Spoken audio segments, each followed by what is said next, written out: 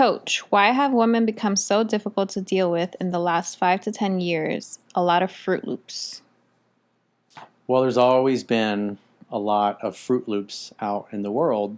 The difference is, especially with online dating and the internet, social media, is women get a lot more attention than they used to. And so women that are prone to ratchet behavior get a lot more attention and choices than they used to. And to me, I look at that and say they were always there. It's just because of the absence of social media in the past, you just didn't know. But you also have the feminism virus, which teaches women to act like men and men to act like women. You know, stuff, oh, talk about your feelings. That's just not how dudes are. Men are not chicks, and we don't act like chicks. We each have strengths. Masculine energy has strengths. Feminine energy has strengths.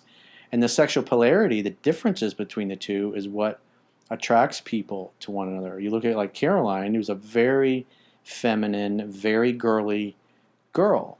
And if you take somebody that looked just like Caroline, but she was more masculine and more stoic, and you put the two of them together, maybe she had a twin sister that was masculine and stoic. Almost 99% of the time, dudes would choose Caroline over her masculine twin sister because she's more girly, she's more feminine, she's more polarized towards feminine energy. And masculine energy is really drawn to strong feminine energy. That's sexual polarity. And that applies in gay relationships. It applies in lesbian relationships as well.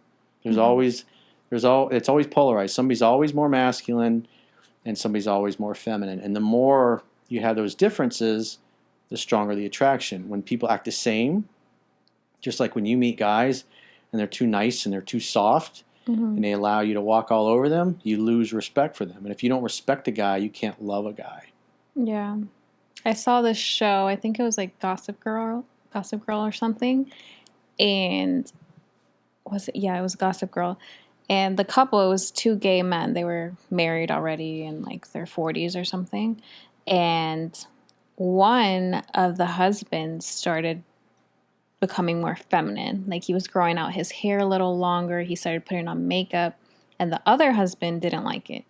He was like, oh, like what happened to you? You're changing. Which is odd because the second husband is masculine. He's a man, obviously. And then the other one's turning a little more feminine.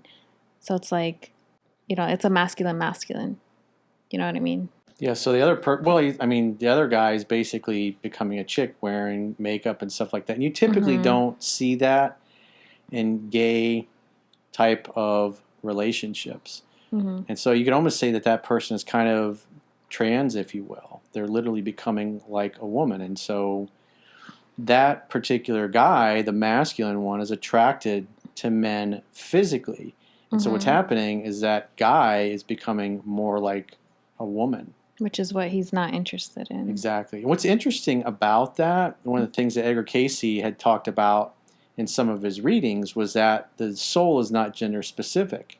And from one life to the next, like just imagine that we have Caroline in this life who's a very feminine woman, and in her next life she chooses to be a dude.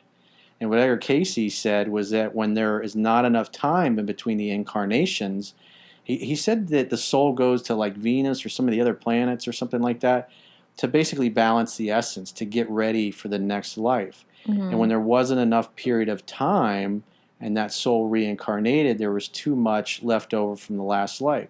So if you're a very feminine woman in this life, and say you reincarnate 20 years after you die, you're still too feminine. And if you're in a man's body, you're going to act like feminine Caroline used to act.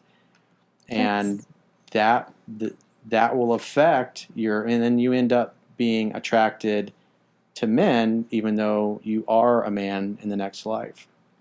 But he's also said that souls choose that. Some cases they do it just because they want to get experience. Maybe they were abusive towards people that were gay or lesbian in a past life. And so their karma is to experience the pain that they caused others in a previous life so they get to experience what that's like in this life. It makes them the soul more compassionate. That's interesting. I've never heard of that perspective, but it makes a lot of sense. It's an unusual perspective, Yeah. but it's different. It's To me, that it's makes sense. Open-minded. It's open-minded. Yeah. That's the only thing that ever really made sense to me about that. And it's also like when you see somebody who's totally innocent and then they die, something horrible happens to them, you say, well, that person was so innocent. How could it happen? Well, maybe in a past life they were a very bad person that harmed somebody that was really innocent. And so therefore their karma in this life is to be the victim. Whereas in the past, previous life, they might have been the perpetrator. Mm-hmm. That's how the karma works.